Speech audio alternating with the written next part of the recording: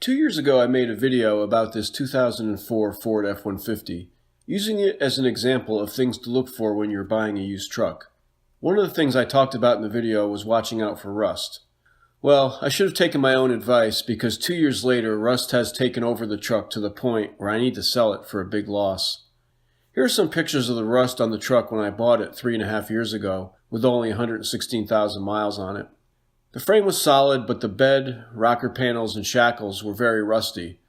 In fact, it was so rusty that when I bought the truck, one of the shackles broke and sent the end of the leaf spring through the pickup truck bed. I should have known better, but I bought the truck anyway.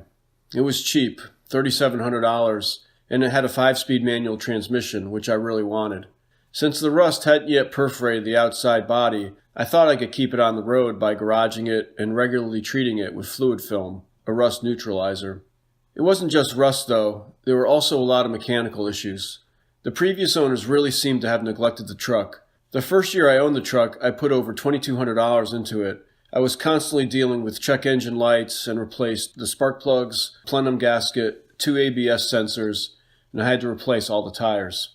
In the second year, I put another $1,100 into the F-150, this time for axle seals, a differential cover, and an O2 sensor.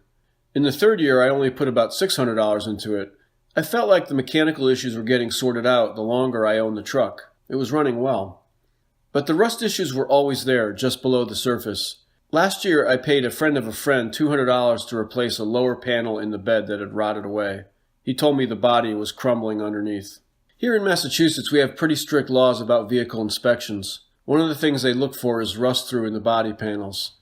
As the time came to get the truck inspected, I knew I might have some problems. The rocker panels had always looked bad, and by this time they were really going.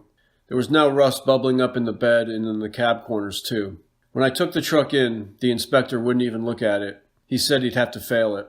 Now I have a 15-year-old truck that I've put over $8,000 into that, even if it was fixed, would only be worth about $2,500. On top of that, the truck is a V6, and it really won't tow the kind of camping trailer that I'm interested in buying. It's time for me to walk away from this truck and get something newer. I know I won't get much money for it as is, but I'm tired of dumping money into it.